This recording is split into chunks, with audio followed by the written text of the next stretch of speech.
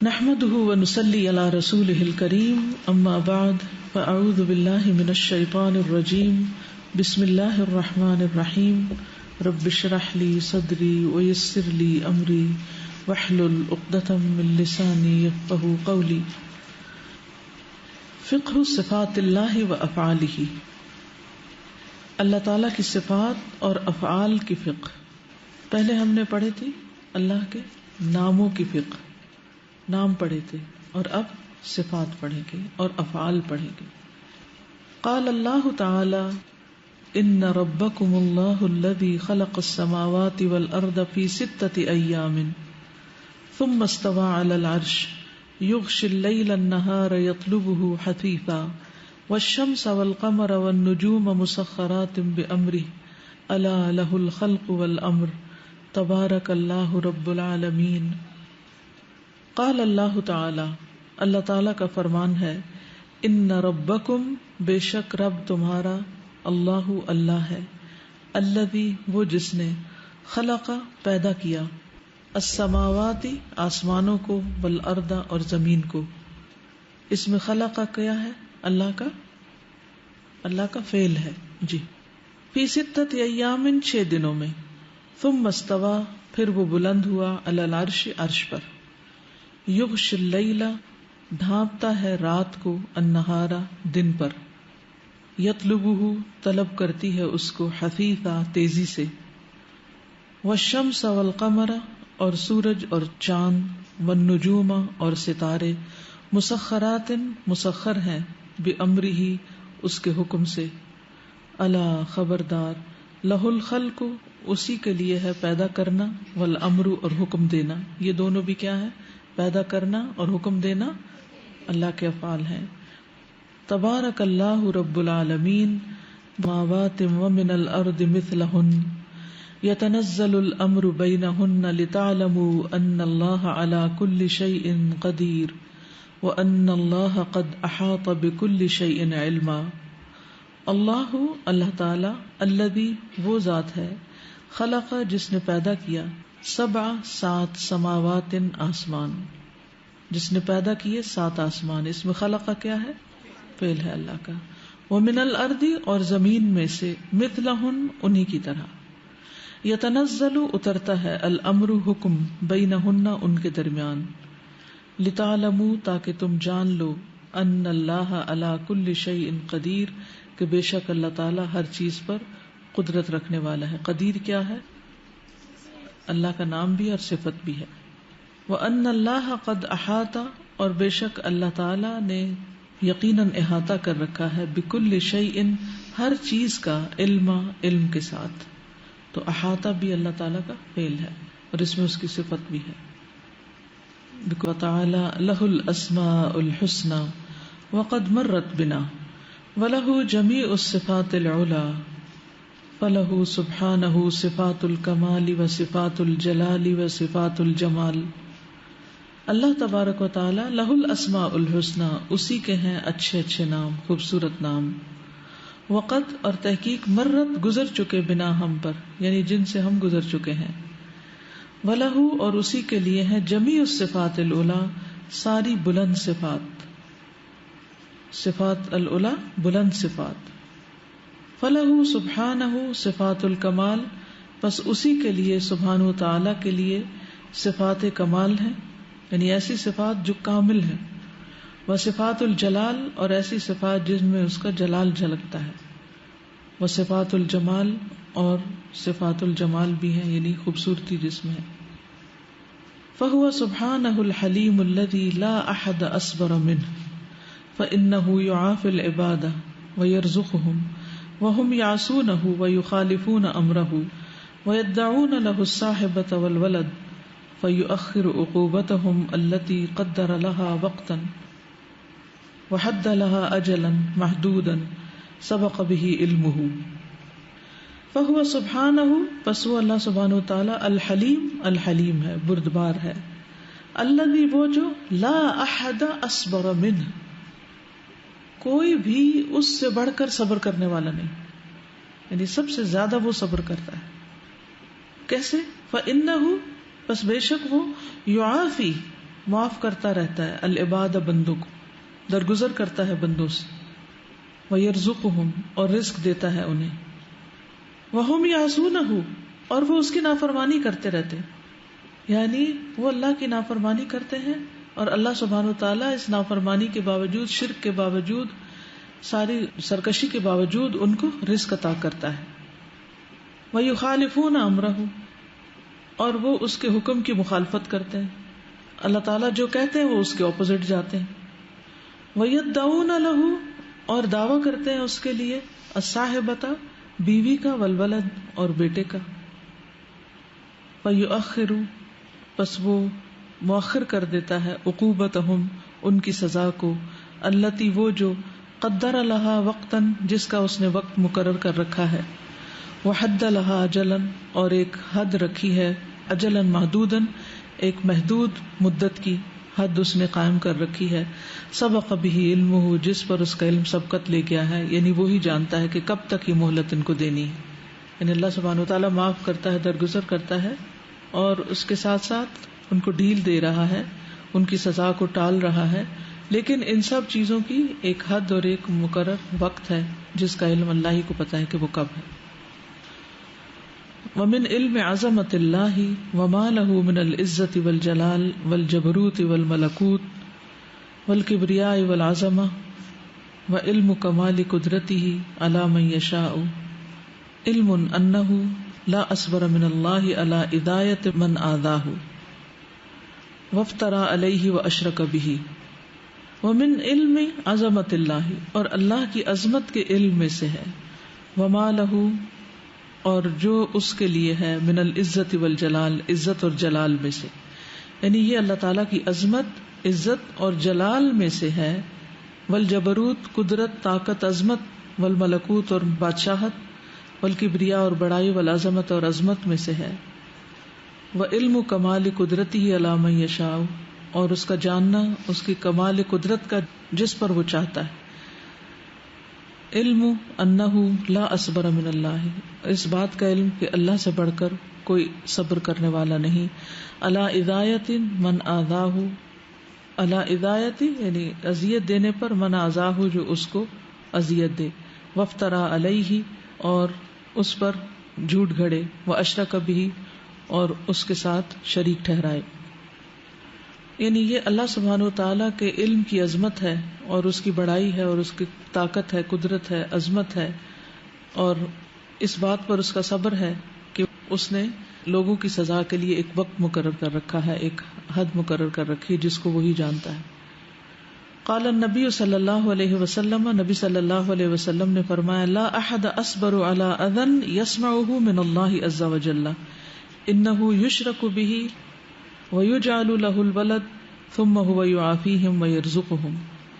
نبی صلی اللہ علیہ وسلم نے فرمایا، لا احد اصبر کوئی ایک بھی نہیں زیادہ صبر کرنے والا، علی اذن اس اذیت پر، یسمعہ کہ جس کو کوئی سنتا ہے، من اللہ عز وجل اللہ عز وجل سے بڑھ کر، یعنی کوئی بھی انسان یا جن یا فرشتہ یا کوئی بھی مخلوق میں سے جو کوئی بھی بڑی سے بڑی اذیت کی بات سنتا ہے اور سن کر کوئی صبر کرتا ہے، اللہ تعالیٰ اس سے بڑھ کر صبر کرتا ہے۔ یعنی ہم سب کو کوئی نہ کوئی اذیت کی باتیں سننی پڑتی ہیں نا، لوگوں سے، انسانوں سے، یعنی دین پر عمل کرتے ہیں تو لوگ باتیں بناتے ہیں، نہیں کرتے تو باتیں بناتے ہیں، یعنی آپ چھوٹتے نہیں ہیں کہیں بھی، اگر آپ دین پر ہیں تو کچھ اور لوگ باتیں بنائیں گے، اور اگر آپ دین پر نہیں ہیں تو کچھ اور باتیں بنائیں گے۔ تو مختلف باتیں جب انسان اپنے خلاف سنتا ہے تو پھر کیا کرتا ہے، کبھی جواب دے دیتا ہے اور کبھی صبر کرتا ہے، اور کبھی ایک وقت ایسا ہوتا ہے کہ صبر کرتے کرتے پھر ایک دن صبر کا پیالہ ٹوٹ جاتا ہے اور سب کچھ بہہ جاتا ہے۔ حدیث کا مطلب یہ ہے کہ کسی کی اذیت کی بات سن کر صبر کرنے میں اللہ سے بڑھ کر کوئی بھی نہیں۔ انہو بے شک وہ یشرک بہ اس کے ساتھ شرک کیا جاتا ہے، وَيُجْعَلُ لَهُ الْوَلَدُ اور اس کے لیے بیٹا قرار دیا جاتا ہے، ثُمَّ هُوَ يُعَافِيهِمْ پھر وہ ان کو معاف کر دیتا، وَيَرْزُقُهُمْ اور ان کو رزق بھی دیتا ہے۔ یعنی یہ ساری باتیں سن کر اور جان کر بھی پھر بھی وہ معاف کرتا رہتا ہے۔ اچھا، جو پچھلے پیراگراف میں اس کی علم کی عظمت کا بیان ہے اور ان سب چیزوں، اس کی طاقت اور قدرت، اور یہ آپ دیکھیے کہ جب آپ کسی کی حقیقت کو نہیں جانتے، کسی کی نیت کو نہیں جانتے، کسی کے خیالات کو نہیں جانتے، تو اس کے ظاہری رویے میں اگر تھوڑی بہت کوئی چیز آپ کو محسوس ہوتی بھی ہے تو بعض اوقات آپ بول پڑتے ہیں اور بعض اوقات آپ صبر کر جاتے ہیں. لیکن اگر آپ باریکی کے ساتھ کسی کے دل میں اٹھنے والے آپ کے بارے میں خیالات کو خوب جان لیں، اور صرف ایک دفعہ کے خیالات نہیں، تھرو آؤٹ جو کوئی رکھتا ہے، تو پھر ان کا کیا ہوگا. مثلا ہسبینڈ وائف ہی ہے، ایک مثال ہے. تو چھوٹی چھوٹی چیزیں ہوتی ہیں نا جو بعض اوقات بادر کر جاتی ہیں، لیکن ہم ان کو کیا کرتے ہیں، اگنور کر دیتے ہیں یا نہیں کرتے. مثلا اگر کوئی کیجولی کوئی چل رہا ہے اور اس نے پاؤں زمین پر تھوڑے کھسکار دیے ہیں، یا ان کا شور آ گیا ہے، یا چلتے ہوئے بیڈ کو ٹخنا لگ گیا ہے اور اس میں دمک پڑ گئی ہے، تو ہمارا انسٹنٹ ریئیکشن کیا ہوتا ہے؟ یعنی پتا نہیں تھا کہ میں سو رہی ہوں مثلا، اور ایک دم ہم بعض اوقات غصے میں بھی آ جاتے ہیں، اور بعض اوقات بول پڑتے ہیں اور بعض اوقات نہیں بولتے. اگر ہمیں یہ سب پتا چل جائے، جو ہسبینڈ وائف کے بارے میں سوچتا ہے، جو وائف ہسبینڈ کے بارے میں سوچتی، تو شاید کوئی بھی کپل ساتھ نہ رہے. اور پھر جو شیطان وسوسے ڈالتا رہتا ہے اور جو مختلف قسم کی بدگمانیاں ڈالتا رہتا ہے، اچھے بھلے یعنی کوئی خرابی نہیں بھی ہوتی پھر بھی وہ بدگمانی ڈالتا ہے، اس کو تو تمہاری پرواہ نہیں. یعنی ہم کسی کو چین نہیں لینے دیتے کہ وہ اس کی بھی اپنی بھی کوئی لائف ہے، یا اس کا اپنا بھی کوئی آرام سکون ہے، یا کوئی اس کی اپنی بھی ضرورت ہے، یا اس کی اپنی بھی کوئی چوائس ہے، یا آزادی ہے، یا کچھ بھی.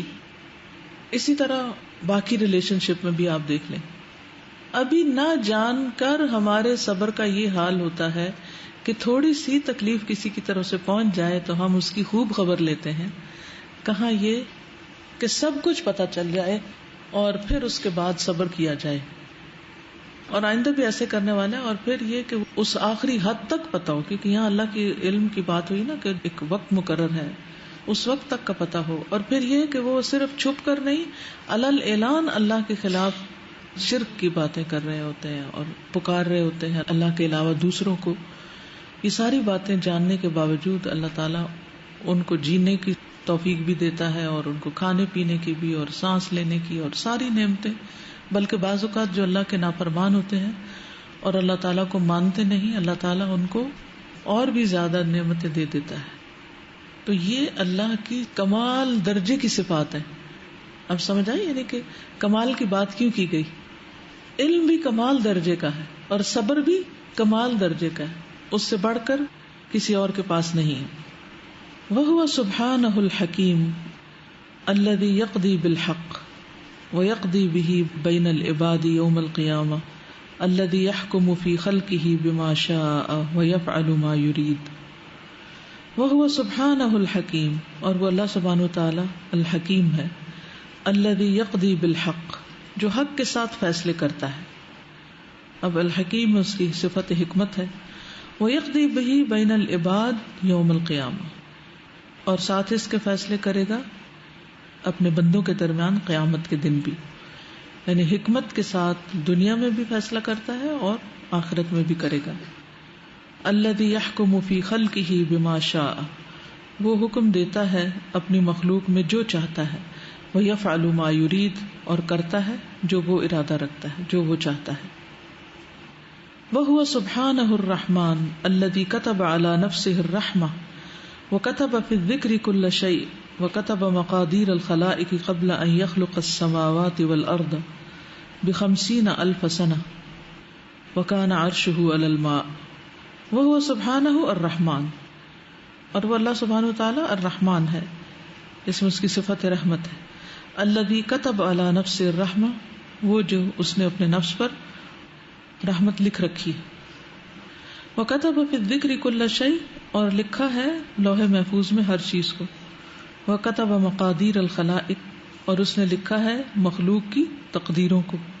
قبل ان یخلق السماوات والارض، اس سے پہلے کہ وہ پیدا کرے آسمان و زمین کو. کب لکھا؟ ب50,000 سنہ، 50,000 سال پہلے اللہ نے سب کچھ لکھ کے رکھ دیا. وَكَانَ عَرْشُهُ عَلَى الْمَاءِ، اور اس کا عرش پانی پر تھا، یعنی باقی مخلوقات کو بھی اس نے پیدا نہیں کیا تھا. وهو سبحانه كاشف العذاب وكاشف الضر كما قال سبحانه وَإِن يَمْسَسْكَ اللَّهُ بِضُرٍّ فَلَا كَاشِفَ لَهُ إِلَّا هُوَ وَإِن يَمْسَسْكَ بِخَيْرٍ فَهُوَ عَلَى كُلِّ شَيْءٍ قَدِيرٌ. وہ اللہ سبحانہ وتعالی عذاب کو ہٹانے والا ہے، دور کرنے والا ہے، وَكَاشِفُ الضُّرِّ تکلیف دور کرنے والا ہے. کما قال سبحانہ جیسے اللہ تعالیٰ کا فرمان ہے وَإِن يَمْسَسْكَ اللَّهُ بِضُرٍّ اور اگر پہنچانا چاہے اللہ تمہیں کوئی نقصان فلا کاشف لہ الا ہو تو نہیں کوئی ہٹانے والا اس کو مگر وہی. وَإِن يَمْسَسْكَ بِخَيْرٍ اور اگر وہ پہنچانا چاہے تجھے کوئی خیر فَهُوَ عَلَى كُلِّ شَيْءٍ قَدِيرٌ تو وہ ہر چیز پر قادر. میں سوچتی ہوں کہ اگر ہم اس طرح اللہ تعالیٰ کے بارے میں سوچنا شروع کر دیں، ہر چیز یعنی خواہ تخلیق کا معاملہ ہو، خواہ تقدیر کا معاملہ ہو، خواہ نقصان پہنچنے کا ہو، خواہ فائدہ پہنچنے کا، کسی کو کوئی بیماری آ گئی ہے، کوئی صحت مند ہو گیا، کسی کو اولاد مل گئی ہے، تو ہر چیز کو ہم اگر اللہ تعالیٰ کی طرف ایٹریبیوٹ کر دیں تو ہمارا کنیکشن کتنا اسٹرانگ ہو جائے. بالکل بالکل کہ یہ اللہ کے فیصلے ہیں، زندگی بالکل ایک مختلف زندگی ہو جائے. یعنی اللہ تعالیٰ کی صفات اور افعال ساتھ ساتھ ہیں اور ان کو پڑھنے اور پڑھ کر اس کے مطابق اپنی تھنکنگ کو ٹیون کرنا بہت ضروری ہے. یعنی بیسیکلی یہ کیا کر رہے ہیں، یعنی چھوٹی چھوٹی زندگی سے مثالیں لا کر اللہ تعالیٰ کے صفات اور افعال کا ذکر کر رہے ہیں. آپ میں سے کوئی کچھ کہے؟ السلام علیکم ورحمۃ اللہ وبرکاتہ. استاذہ اس میں جو ہے مجھے جو چیز سمجھ آتی ہے وہ یہ ہے کہ ہر چیز کا تعلق علم کے ساتھ ہے. علم صحیح ہے تو آپ صحیح ڈائریکشن میں جائیں گے، علم غلط ہے تو آپ غلط ڈائریکشن. بالکل صحیح کہا. اگر اللہ تعالیٰ کے بارے میں صحیح علم ہے تو اللہ سے تعلق بالکل درست ہوگا، ایمان لے آتے ہیں اور پھر ہر چیز اسی کی طرف لے کے جاتے ہیں. اور اگر اس علم میں کوئی نقص ہے یا کوئی خامی ہے تو پھر کیا ہوتا ہے، ہمارے اعمال مختلف ہوتے ہیں. پھر ہم کسی بھی کام کا کریڈٹ اللہ تعالیٰ کو دینے کی بجائے اوروں کو دینے لگتے. یعنی اگر آپ اپنی روزمرہ کی گفتگو پر غور کریں تو اس میں اللہ کا ذکر کم ہوتا ہے اور اپنی قابلیت کی کہانیاں یا لوگوں کی قابلیت کے قصے زیادہ ہوتے ہیں کہ اس نے یہ کر دیا، اس نے یہ کر دیا، اس کے ہاتھ میں یہ ہے، اس کا یہ کمال ہے، اس کی یہ خوبی ہے. یعنی بندوں کی خوبیاں بہت بیان کر رہے ہوتے ہیں. اس میں سب سے پہلے تو میں جب یہ شروع ہوا تو میں یہی سوچی تھی کہ جب اللہ تعالیٰ کی یہ صفت ہے کہ اللہ تعالیٰ سب سے زیادہ صبر کرنے والے ہیں اذیتوں پر، تو اگر ہم اپنے آپ کو اللہ کا بندہ سمجھتے ہیں، ہم اللہ کو کہتے ہیں اللہ مجھے بھی اپنا دوست بنا، تو پھر ہمیں بھی درگزر کرنا چاہیے اور ہمارے اندر بھی یہ صفت آنی چاہیے. پھر دوسری بات یہ کہ اور ہماری زندگی میں بھی اگر ہم چاہتے ہیں کہ ہمارے ریلیشن شپس لوگوں سے قائم رہیں تو اس کے لیے صبر اتنا ضروری ہے، کیونکہ اگر اللہ تعالیٰ بھی صبر نہ کرتے، اللہ تعالیٰ خود فرماتے ہیں اگر اللہ پکڑنا شروع کرتا گناہوں پر تو کسی جاندار کو نہ چھوڑتا. تو اسی طرح اگر ہم بھی گئے نا کہ انصاف ہی ہونا چاہیے ہر معاملے میں پوچھوں، ہر ایک سے حساب لوں، تو پھر ہم بھی کسی سے کوئی رشتہ قائم نہیں رکھ سکتے. تو اس کے لیے ضروری ہے کہ ہم بھی یہ اپنے اندر لائیں کہ صبر اور درگزر، اور انسان یہ سوچے اللہ کے رسول کو اتنا کچھ کہا گیا، انہوں نے صبر کیا، تو میں کیا چیز ہوں. اور اب یہ کہ اگر اللہ تعالیٰ کو اتنا کچھ کہا گیا جو اس سے بھی بڑی ذات ہے اور اس سے بھی بڑی عزت والی ہے، تو پھر اگر ہمیں بھی کوئی کچھ کہہ دے تو کوئی بات نہیں، اپنا دل بڑا کر لے. ابھی ہم نے استاذہ پڑھا ہے کہ اللہ تعالیٰ کتنا زیادہ ہمیں درگزر کرتے ہیں، معاف کرتے ہیں، اور ہم اس کی صفات کو محسوس نہیں کرتے، اور محسوس کریں تو ہمارا اس سے تعلق مضبوط ہو سکتا ہے. کل جیسے میٹنگ کے دوران ایسے ہوا کہ جب کھجوروں کی پلیٹ پاس ہو رہی تھی تو وہ پلیٹ میرے سے آگے کرسی کو لگی بہت زور سے، اور جیسے ہی وہ لگی تو میری نظر آپ کی طرف گئی تو آپ نے مجھے دیکھا بھی نہیں، آپ نے اگنور کر دیا. تو میرے اندر ہمت آ گئی میٹنگ میں بیٹھنے کے لیے. میں نے فوراً دیکھا کیونکہ وہ اتنے زور سے لگی تھی کہ پلیٹ ٹوٹ سکتی تھی، اور جب میں نے دیکھا کہ استاذہ نے اگنور کر دیا تو میٹنگ میں نے اٹینڈ کی اور میری توجہ بحال رہی.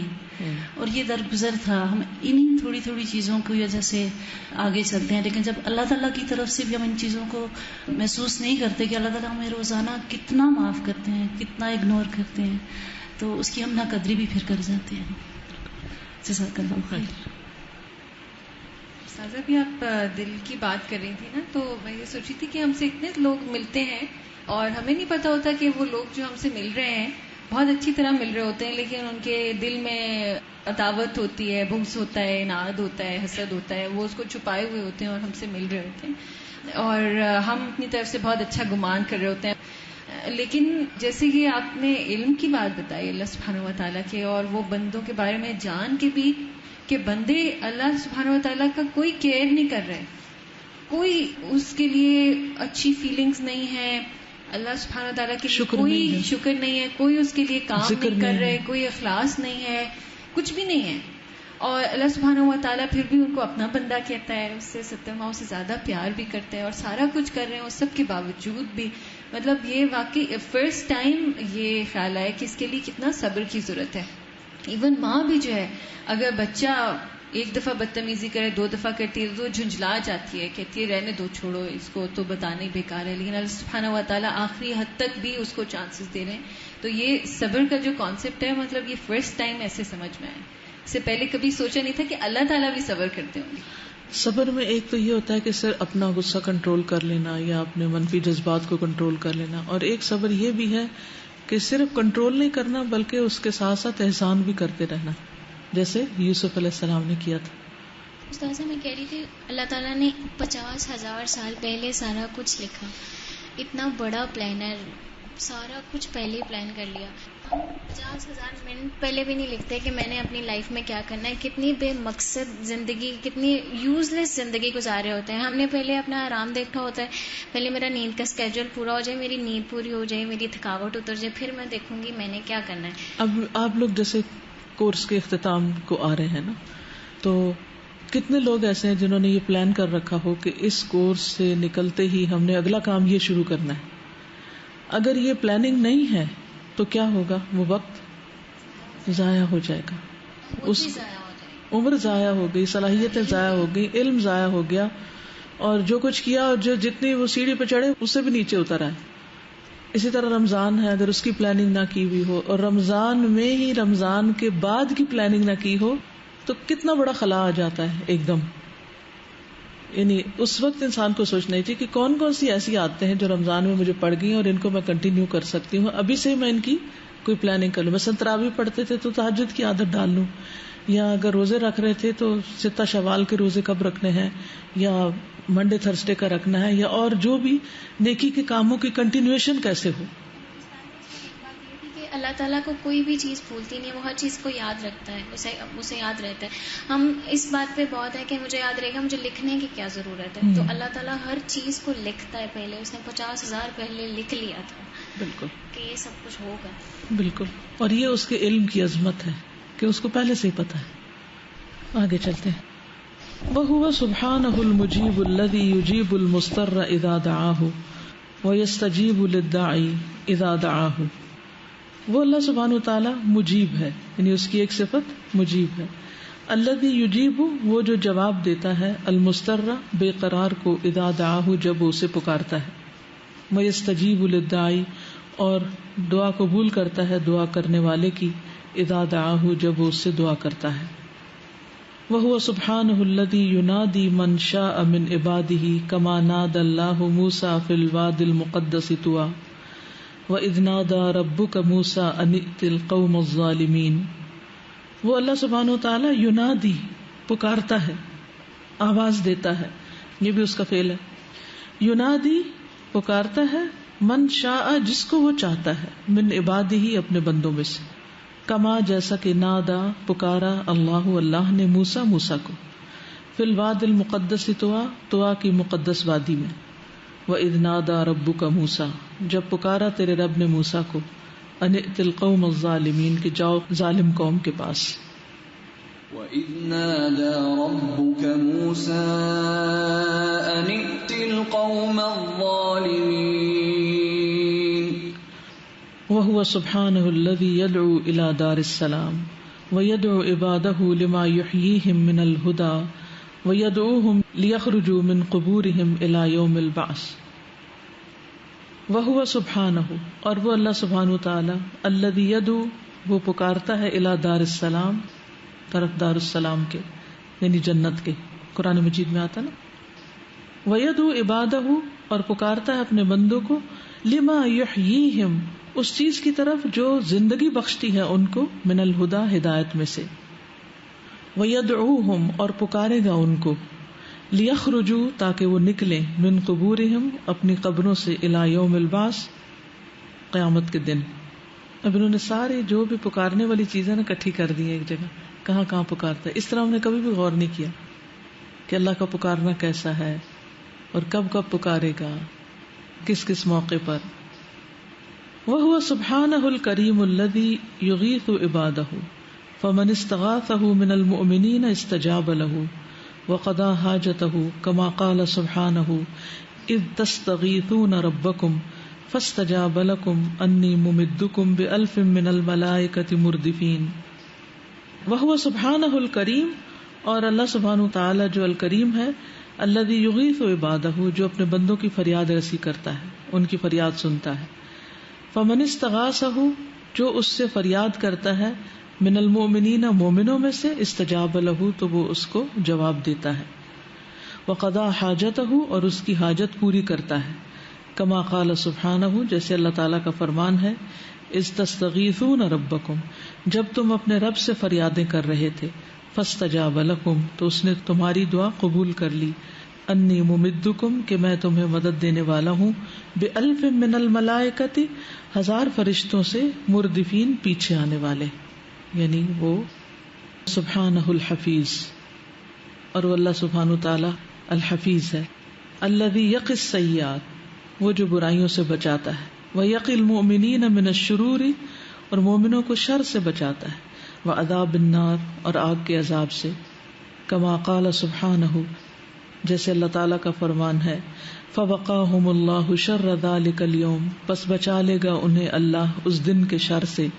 ولقاہم نضرۃ وسرورا اور عطا کرے گا انہیں تازگی اور سرور، خوشی.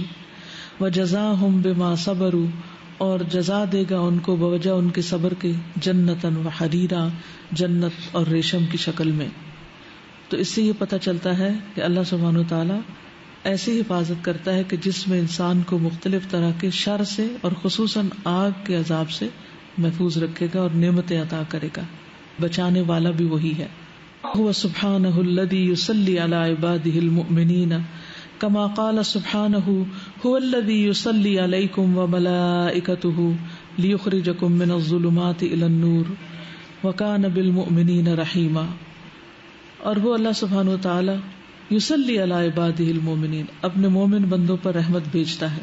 کما قال سبحانہ جیسے اللہ تعالیٰ کا فرمان ہے، هو الذی یصلی علیکم وہ اللہ رحمت بھیجتا ہے تم پر، وملائکتہ اور اس کے فرشتے دعائے رحمت کرتے ہیں، لیخرجکم من الظلمات الی النور تاکہ وہ نکالے تمہیں اندھیروں سے روشنی کی طرف. وکان بالمؤمنین رحیما اور ہے وہ مومنوں پر بہت مہربان. کو جو پڑھتے ہیں تو کیسے اللہ سے محبت بھی پیدا ہوتی ہے کہ اتنا کچھ اللہ تعالیٰ ہمارے لیے کر رہا ہے اور ہم اس کے بارے میں سوچتے بھی نہیں، اور جب اس کا ذکر بھی کرتے ہیں تو صرف ہماری زبان ہل رہی ہوتی ہے، ہمارا دل ساتھ شریک ہی نہیں ہوتا. تو ایک اللہ کا ذکر ہے اور ایک اللہ سے تعلق ہے، تو ہم کتنا کنیکٹ کرتے ہیں اس سے.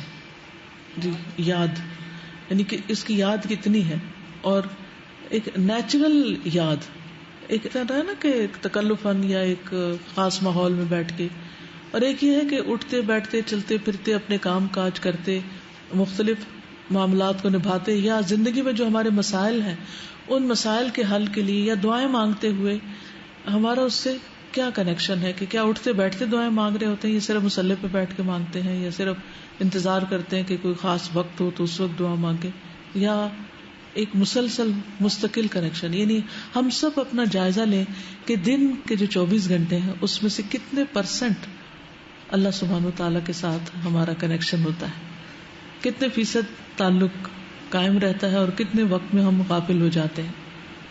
یوزلی ہم ذکر بھی اپنے پرسپیکٹو سے کرتے ہیں نا، مطلب اگر ہم شکر کریں تو اس لیے کریں کہ مطلب ہمارا اجر لکھا جائے اور ہماری چیزوں میں اضافہ ہو، لیکن اللہ تعالیٰ کی طرف سے نہیں سوچتے کہ اللہ تعالیٰ نے کتنا دیا ہے، شکر کرنا ہی ہے. مطلب بالکل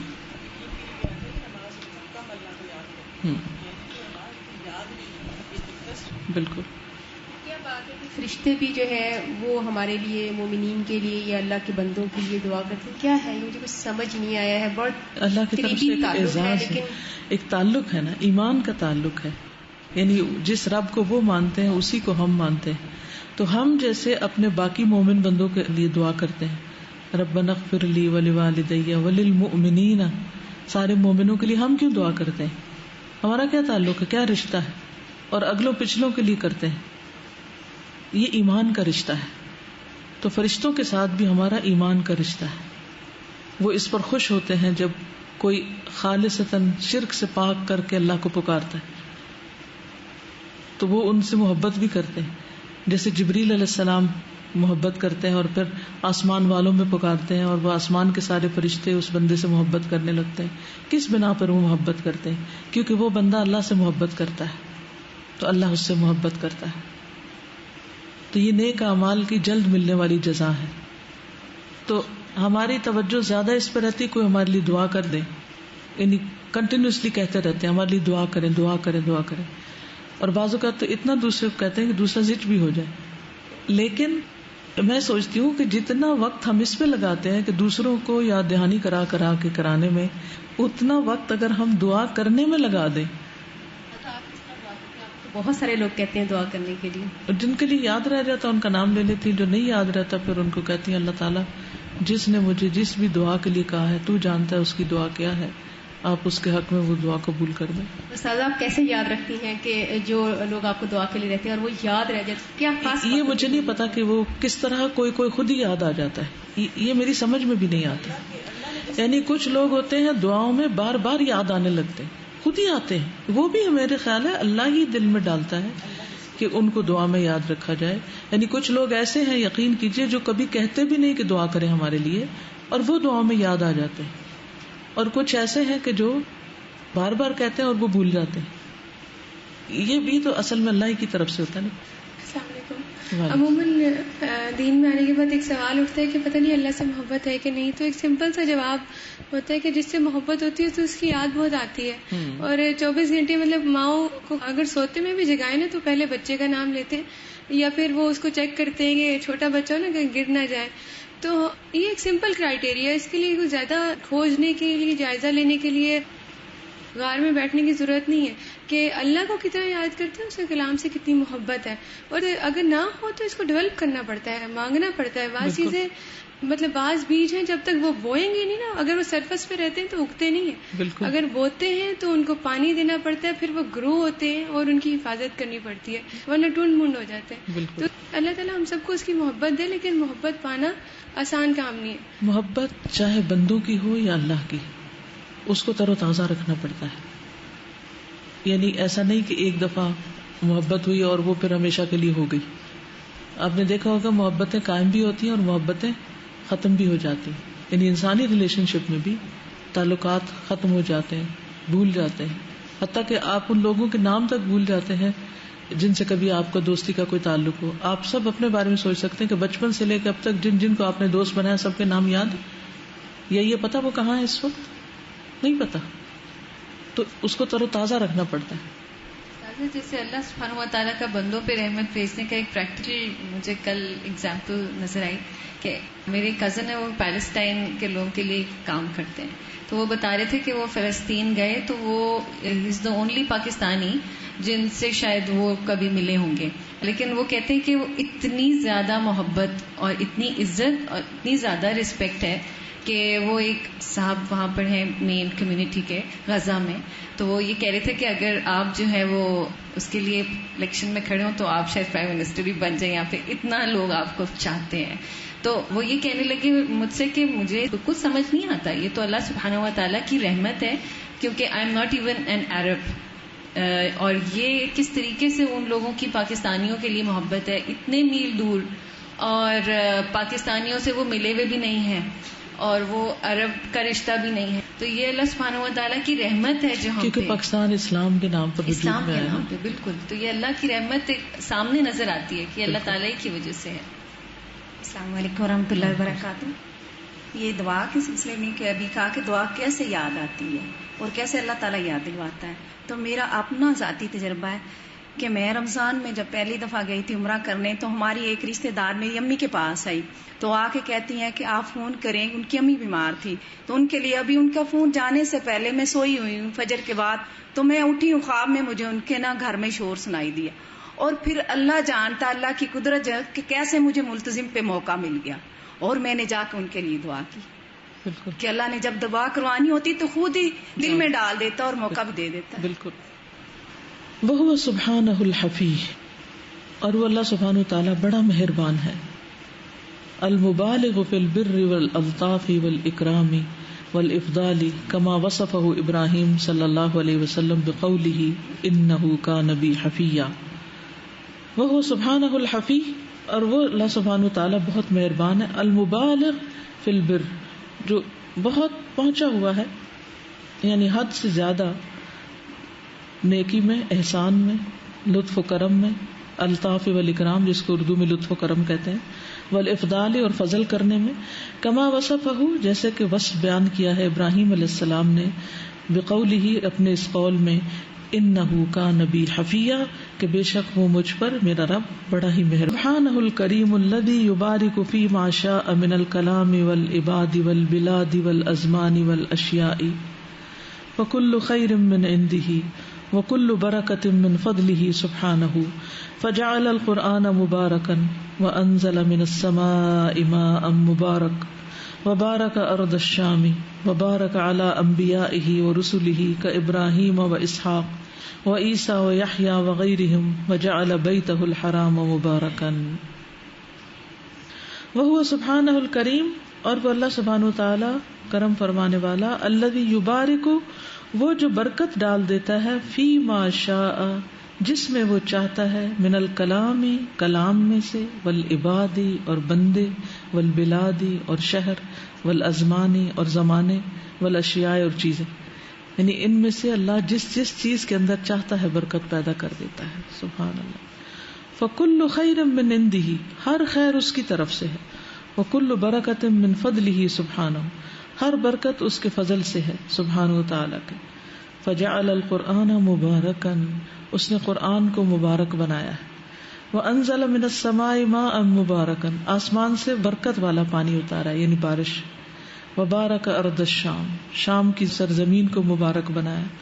وبارک علی انبیائہ، اور اس کے نبیوں میں برکت ڈالی، ورسلہ اور اس کے رسولوں میں، کا ابراہیم و اسحاق، جیسے ابراہیم اور اسحاق اور عیسیٰ اور یحییٰ وغیرہ علیہم السلام وغیرہ ہیں. وجعل بیتہ الحرام مبارکا، اور اس نے اپنے محترم گھر کو مبارک بنایا ہے یعنی کعبہ کو. اور ساری برکت والی چیزیں انہوں نے ایک جگہ اکٹھی کر دی ہیں. وَهُوَ سُبْحَانَهُ فَالِقُ الْإِصْبَاحِ الَّذِي شَقَّهُ بَعْدَ ظُلْمَةِ اللَّيْلِ، اور وہ اللہ سبحانہ تعالیٰ صبح کا پھاڑنے والا ہے جس نے اس کو رات کے اندھیرے کے بعد شق کیا. یعنی کس طرح پوری رات ہوتی ہے، پھر ایک لکیر بیچ میں آتی ہے، وہ اندھیرا شق ہو جاتا ہے، 2 حصوں میں بڑھ جاتا ہے، نیچے سے روشنی پھوٹتی ہے اور پھر پھیلتی پھیلتی سارے آسمان پہ پھیل جاتی ہے. وَهُوَ سُبْحَانَهُ فَالِقُ الْحَبِّ وَالنَّوَىٰ الَّذِي يَشُقُّ الْحَبَّ وَالنَّوَىٰ فَيُخْرِجُ مِنْهُ وَرَقًا وَشَجَرًا وَثَمَرًا، اور وہ اللہ سبحانہ وتعالی دانے اور گٹلی کا پھاڑنے والا ہے. اگر ان خیالات کے ساتھ آپ باہر نکلے تو ہر چیز میں اللہ کی یاد آئے، ہر کام میں. الذی یشق، جو پھاڑتا ہے، الحب والنوى، دانے اور گٹلی کو، فیخرج منہ ورقا، تو نکلتے ہیں اس سے پتے، وشجرا اور درخت، وثمرا اور پھل. وہو سبحانہ الذی یخرج الحی من المیت ویخرج المیت من الحی من النبات والحیوان والانسان، اور وہ اللہ سبحانہ تعالیٰ نکالتا ہے زندہ کو مردہ سے اور نکالتا ہے مردہ کو زندہ سے. کتنی کنٹراسٹ ہے اور کس طرح وہ کر لیتا ہے.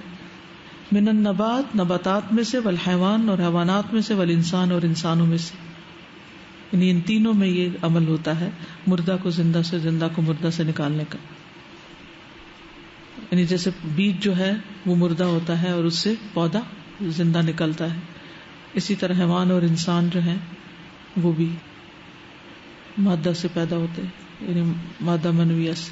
وَهُوَ سُبْحَانَهُ الَّذِي أَنزَلَ مِنَ السَّمَاءِ مَاءً فَأَخْرَجَ بِهِ نَبَاتَ كُلِّ شَيْءٍ وَأَخْرَجَ الْأَطْفَالَ مِنْ بُطُونِ الْأُمَّهَاتِ وَيُخْرِجُ النَّاسَ مِنَ الْقُبُورِ يَوْمَ الْقِيَامَةِ منہا خلقناکم وفیہا نعیدکم ومنہا نخرجکم تارۃ اخری. اور وہ اللہ سبحانہ تعالی ہے الذی انزل من السماء ماء، جس نے آسمان سے پانی اتارا، فاخرج به نبات کل شیء، پھر اس نے ہر چیز کی نباتات اس سے نکالی، واخرج الاطفال، اور نکالا بچوں کو، من بطون الامہات، ماؤں کے پیٹوں سے، ویخرج الناس، اور نکالے گا انسانوں کو، من القبور، قبروں سے، یوم القیامت، قیامت کے دن، منہا خلقناکم، اسی سے ہم نے پیدا کیا تم کو، یعنی زمین سے، وفیہا نعیدکم، اور اسی میں ہم لوٹائیں گے تم کو، ومنہا نخرجکم، اور اسی سے ہم نکالیں گے تمہیں، تارۃ اخری، دوسری.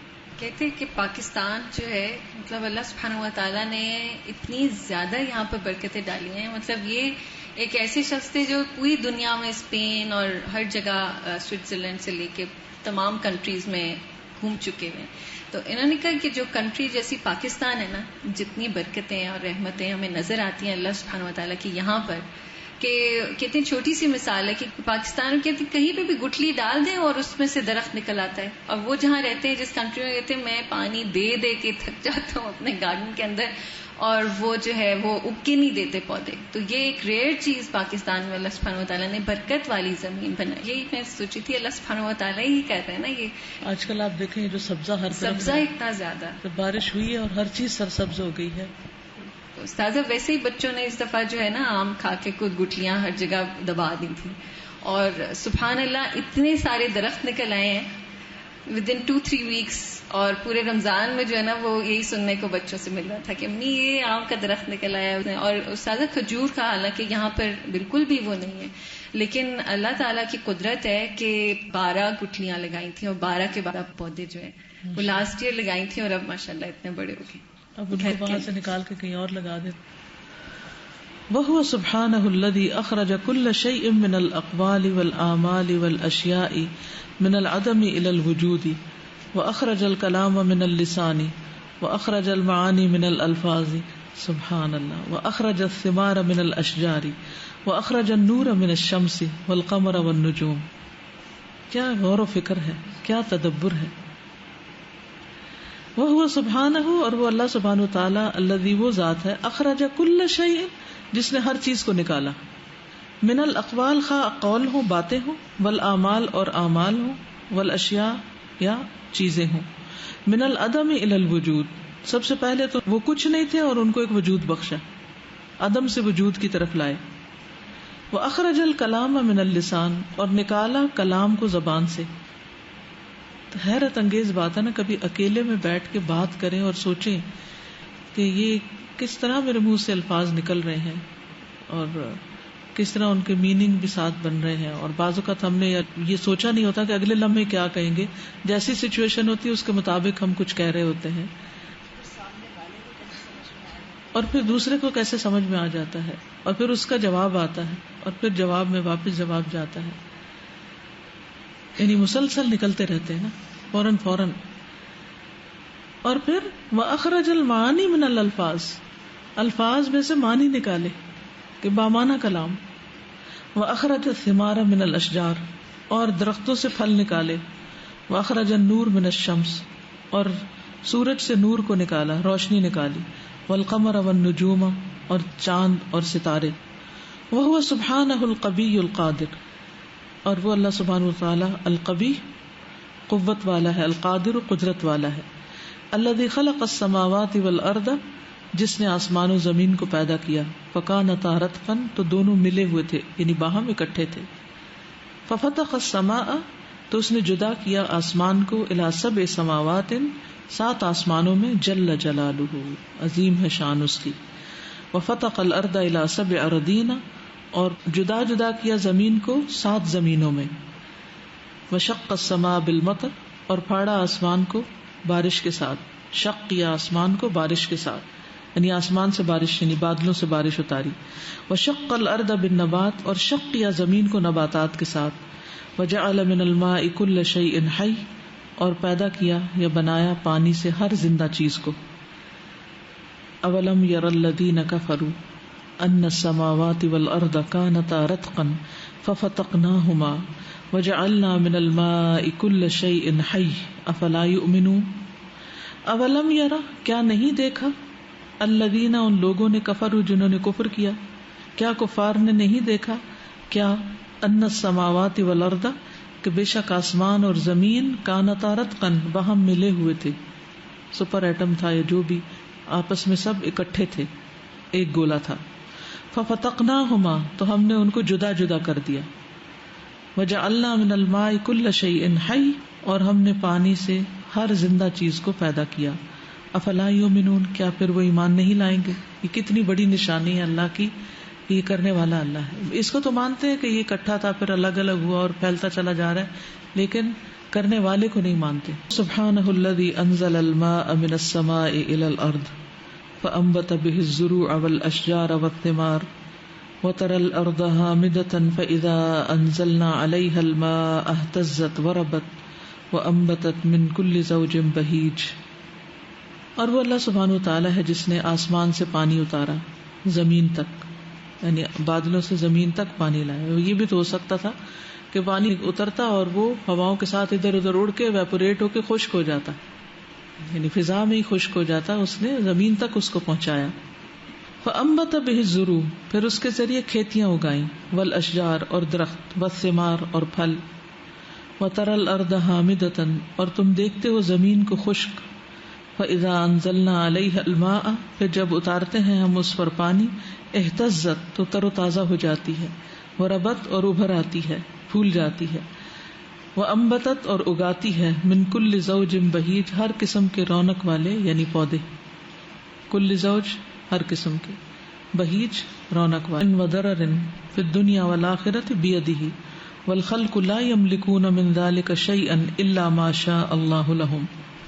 اور وہ سبحانہ وتعالی بادشاہ ہے، مالک ہے، الذی یملک وہ جو مالک ہے، النفع والضر نفع نقصان کا، فکل نفع وضرر پس ہر نفع اور نقصان، فی الدنیا والآخرہ دنیا اور آخرت کا، بیدہ ہی اس کے ہاتھ میں ہے، والخلق اور مخلوق لا یملکون من ذلک شیئا نہیں مالک اس میں سے کسی بھی چیز کے، الا ما شاء اللہ لہم مگر جو اللہ ان کے لیے چاہے، فکل شیء فی قبضتہ سبحانہ وہو کائن بحکم تدبیرہ ومشیئتہ وکل اثر فی الاسباب خلقہ رب الاسباب خلق کل شیء فقدرہ تقدیرا، وکل شیء فی قبضتہ سبحانہ وتعالی اللہ سبحانہ وتعالی کے قبضے میں ہے ہر چیز، وہو کائن بحکم تدبیرہ اور وہ کرنے والا ہے ساتھ اپنے تدبیر اور مشیت کے حکم کے ساتھ، یعنی جو جس چیز کو کرنے کے لیے چاہتا ہے حکم دیتا ہے، جی کائن کن سے کرنے والا، وَكُلُّ أَثَرٍ فِي الْأَسْبَابِ اور ہر اثر اسباب میں، خلقہ رب الاسباب اسے رب الاسباب نے پیدا کیا، یعنی سارے آثار جو ہیں یا یعنی جو بھی جس چیز میں اثر ہوتا ہے اللہ تعالیٰ ہی کا پیدا کرتا ہے، خلق کل شیء فقدرہ تقدیرا اس نے ہر چیز کو پیدا کیا پھر اس کا اندازہ مقرر کیا، استودع سبحانہ الادویۃ والاغذیۃ المنافع والمضار اس نے سپرد کیا اللہ سبحانہ وتعالیٰ نے دوائیوں اور غذاؤں کو نفع اور نقصان، یعنی دواؤں اور غذاؤں میں فائدے بھی رکھے نقصان بھی رکھے، واستودع الالم فی الضرب اور سپرد کر دیا درد کو ضرب میں، یعنی مارنے کے اندر درد چھپا دی، ان کو مارتا ہے تو درد اٹھتی ہے، وجمیع المؤلمات اور تمام درد دینے والی چیزیں، واستودع الشبع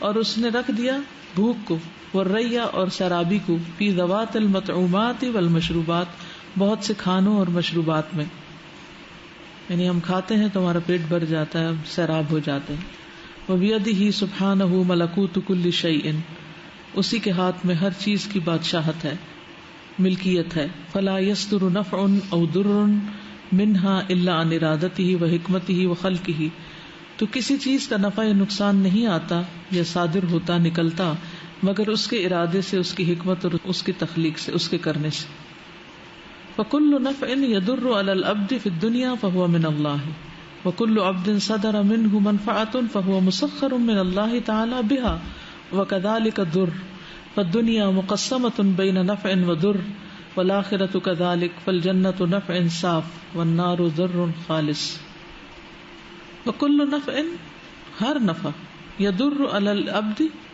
جو بندے پر آتا ہے یعنی بندے کو پہنچتا ہے، پھر دنیا میں فہو من اللہ تعالی تو وہ اللہ سبحانہ تعالی کی طرف سے، وکل عبد اور ہر بندہ صدر منہ منفعۃ جس سے کوئی نفع صادر ہوتا ہے نکلتا ہے، فہو مسخر من اللہ تعالی بہا تو وہ اللہ تعالی کی طرف سے اس کے لیے مسخر کیا گیا. یعنی ہم اگر کسی کو نفع پہنچاتے ہیں تو وہ اللہ نے ہمیں دیا ہوتا ہے جو ہم کسی کو آگے دے رہے ہوتے ہیں، اللہ نے اس کو ہمارے لیے مسخر کر دیا ہوتا ہے. وَكَذَلِكَ الضُّرُّ اسی طرح نقصان. فالدنیا مقسمۃ بین نفع و ضر دنیا تقسیم شدہ ہے، ڈیوائیڈڈ ہے نفع اور نقصان کے درمیان، اس میں نفع بھی ہے اور نقصان بھی. والآخرۃ کذالک اور آخرت بھی اسی طرح، اس میں نفع بھی ہے اور نقصان بھی ہے. فالجنۃ نفع صاف جنت جو ہے صاف نفع ہے، والنار ضر خالص اور آگ خالص نقصان ہے. صاف اور خالص میں کیا فرق ہے؟ صاف وہ ہے جس میں کوئی آمیزش نہیں تھی نہیں، وہ صاف ہے. خالص تھی اور یعنی کہ اس کو پھر پیور کر دیا گیا. خالص جو چیز ہوگی وہ صاف بھی ہوگی، خالص صاف بھی ہوگی، لیکن ہر صاف چیز خالص نہیں ہو سکتی. ٹھیک ہے. وَهُوَ سُبْحَانَهُ الْكَرِيمُ الْحَكِيمُ الَّذِي يُعْطِي وَيَمْنَعُ وَهُوَ الَّذِي يَمْلِكُ الْمَنْعَ وَالْعَطَاءَ وَحْدَهُ وَلَيْسَ مَنْعُهُ بُخْلًا مِّنْهُ وَلَكِنْ مَنْعُهُ حِكْمَةٌ وَعَطَاؤُهُ جُودٌ وَرَحْمَةٌ يُعْطِي مَنْ هُوَ أَهْلٌ لِلْعَطَاءِ وَيَمْنَعُ مَنْ هُوَ أَهْلٌ لِلْحِرْمَانِ وَهُوَ الْحَكِيمُ الْعَلِيمُ بِعِبَادِهِ مَا يَفْتَحِ اللَّهُ لِلنَّاسِ مِن رَحْمَةٍ فَلَا مُمْسِكَ لَهَا وما يمسك فلا مرسل له من بعده وهو العزيز الحكيم. وهو سبحانه الكريم الحكيم اللہ سبحانہ تعالی کریم بھی ہے حکیم بھی ہے. الذي يعطي وہ جو عطا کرتا ہے، ويمنع اور روک دیتا ہے، وہی دیتا ہے وہی روکتا ہے. لا مانع لما اعطيت ولا معطي لما منعت اسی کے اختیار میں.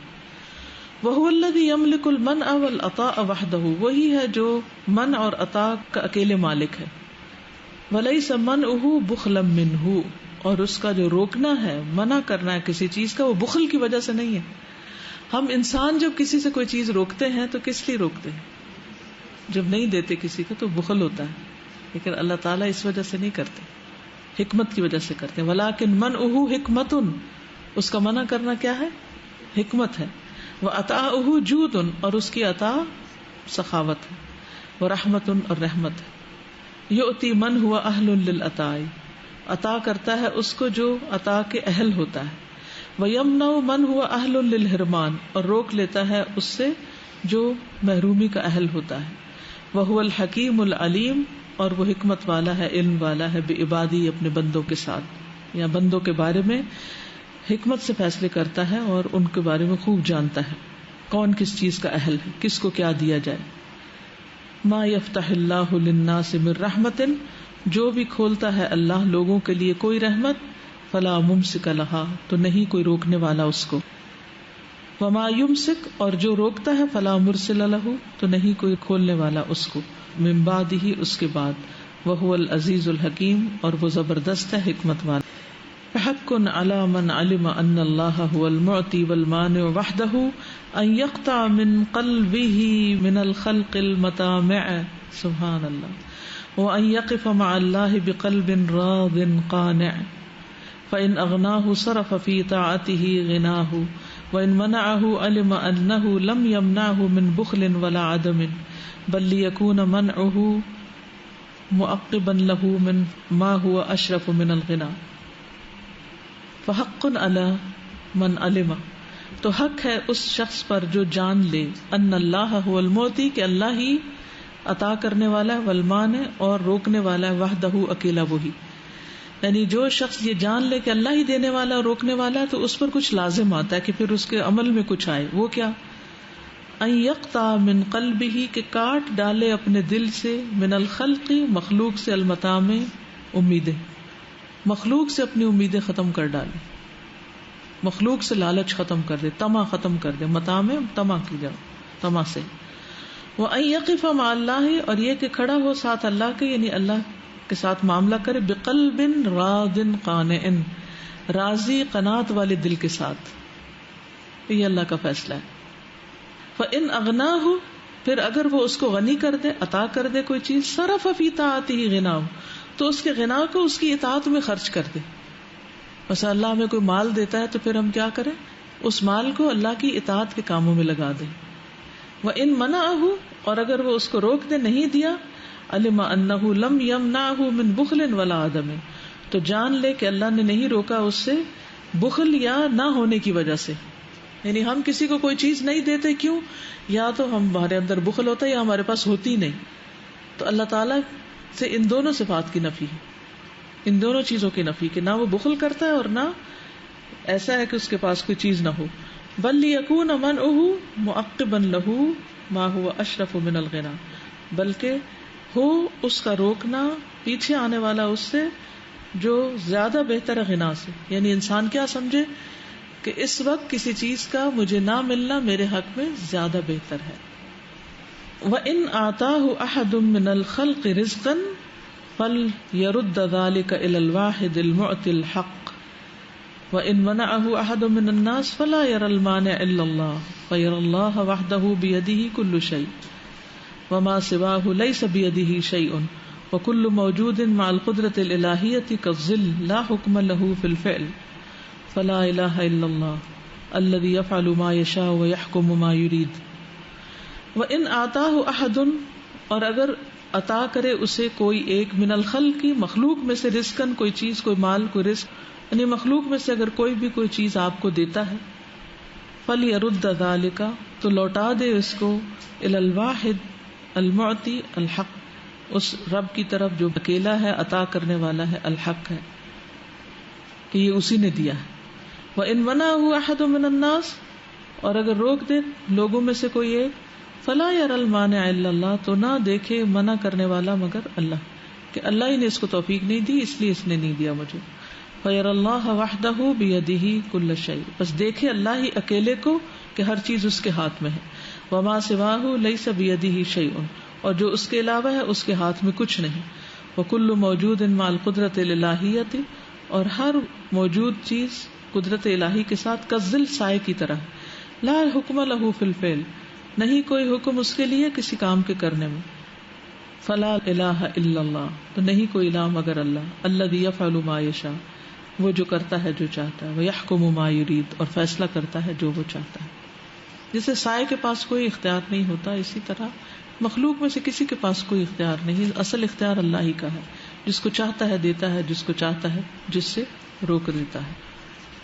وَهُوَ سُبْحَانَهُ الْعَزِيزُ الَّذِي يُعِزُّ مَن يَشَاءُ وَيُذِلُّ مَن يَشَاءُ فَأَعَزُّ أَوْلِيَائِهِ وَأَظْهَرُهُمْ عَلَى أَعْدَائِهِمْ وَأَحَلَّهُمْ دَارَ الْكَرَامَةِ فِي الْجَنَّةِ وَأَذَلَّ أَهْلَ الْكُفْرِ فِي الدُّنْيَا بِأَنَّ ضَرَبَهُمْ بِالرِّقِّ وَالشَّقَاءِ وَالْجِزْيَةِ وَالصِّغَارِ وَفِي الْآخِرَةِ بِالْعُقُوبَةِ وَالْخُلُودِ فِي النَّارِ. وَهُوَ سُبْحَانَهُ اور وہ اللہ سبحانہ وتعالی العزیز زبردست ہے, الذی یعز من یشاء جس کو چاہتا ہے عزت دیتا ہے, ویذل من یشاء اور ذلیل کرتا ہے جس کو چاہتا ہے.